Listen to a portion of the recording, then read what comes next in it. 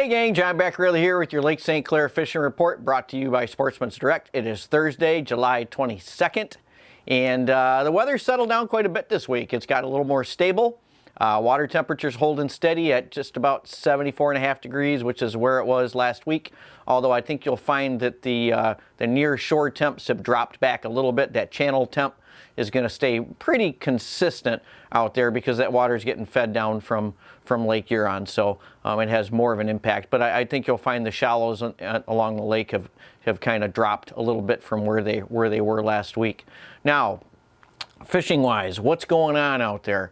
So I'm going to talk a little bit about two major patterns that I see developing out in the lake, or that are going right now. So you heard from me in the last reports about, trolling high for these walleyes, trolling above the weed tops, and that is definitely going on all over the lake out there. You got those big, massive weed beds now that in some places you got weeds all the way to the surface out there in 19 feet of water. And I mean, those are pretty impossible to troll through, right?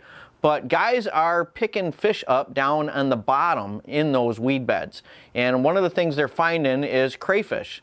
So you've definitely got a pattern emerging out there where these walleyes, especially the ones that are associating with those weed beds, are eating a lot of crayfish. So what can you look for if you're trying to find the best weed beds out there to do that drill? And now when I talk about them catching them on the bottom, most of these guys are bass fishing in most cases. We get a few of the guys that are targeting them using these bottom tactics, but they're catching them on tubes. Standard like bass tubes, your green pumpkin colors, all your normal bass colors. But I think if you take those colors and you just tweak them a little bit and target more of a crayfish type pattern, you're even going to pick up more walleyes on those baits. Now usually out here the smallie guys are usually staying with those greens, but I think if you mix them up and you go with some more specific patterns, you'll get them. You'll even get bit better. Also, Ned rigging out in those deeper waters, same deal. Guys fishing those Ned rigs out in those weed beds out there are catching walleyes. Even blade, you can target them multiple ways. Blade baits, anything that you can fish down closer to that bottom and you're fishing vertical. When you're in those real heavy weed beds, you're going to have to do more vertical presentations than horizontal, just because you're never going to get the baits through there. So that's another pattern that's definitely emerging. Your best weed beds are going to be those that are really close to some rocks, obviously, right, for the crayfish. Crayfish love to eat weeds, okay, especially like coontail. But they also need some cover, and those rocks give them enough cover to get in there and hide from all those smallies and walleyes that are chasing them around out there.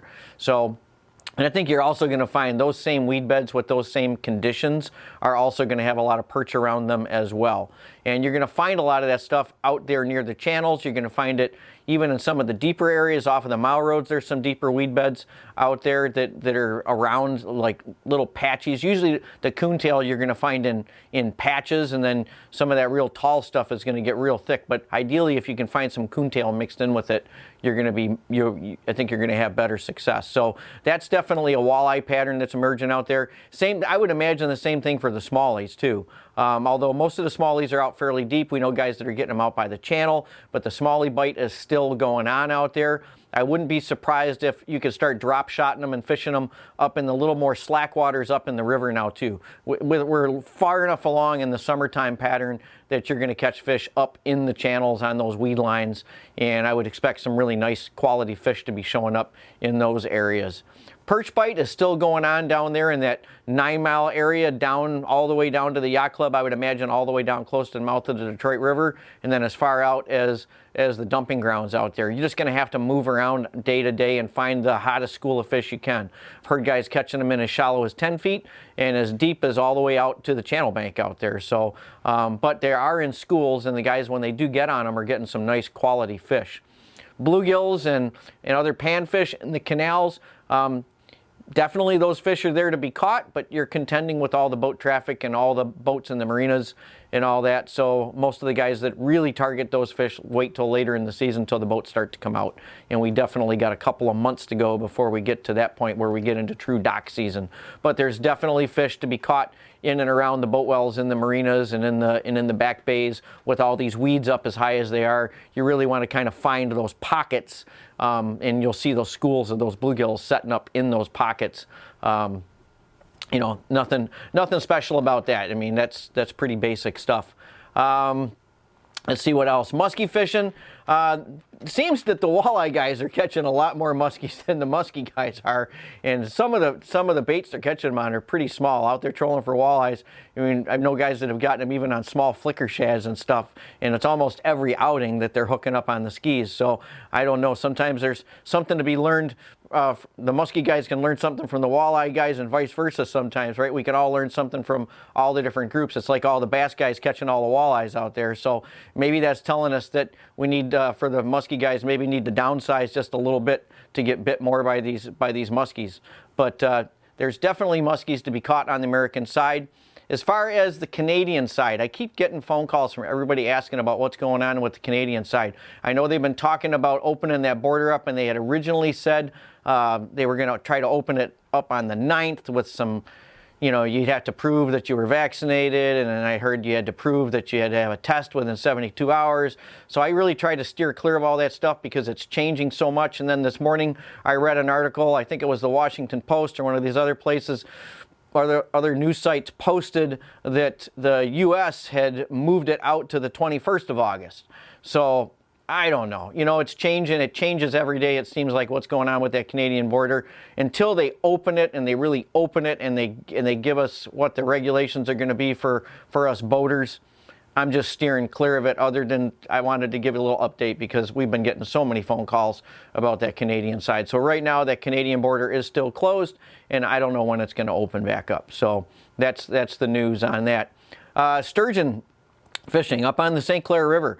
I know one of our employees, Spencer, was out there. Spencer and Derek both went out, and they said they were going to go get a sturgeon tonight, and they did. So there's plenty of sturgeon to be caught up there, guys. That is a really unique fishery that we have, that I would encourage everybody to at least try once, because catching one of these dinosaur fish is a blast. They're just a really cool fish, and you can catch them from shore. You know, you can catch them by boat, you can catch them from shore, and there's not too many places on the planet that you can do that. So it is kind of a specialized thing, the way that they rig and everything for them. It's kind of like rigging for catfish in a way, only you're fishing in deep water with a lot of current, and they use big globs of night crawlers, sometimes big hooks with several big minnows on there, like golden shiners as well. I mean, I know they use all different stuff, but I think crawlers and lots of like live bait, like shiners on there, and on one hook is kind of the more popular method that the guys will use up there to get them. But you can definitely hook up on a sturgeon up there if you put your hours in. You can do it and, you know, check that fish off the bucket list, so to speak. Smallmouth bass, like I said, they're out deeper now, and I would expect we're going to see some good bags starting to come in now that the fish are really kind of starting to school up out deeper. The guys I'm starting to see, you know, more consistent catches of big fish out there from the guys that are posting online.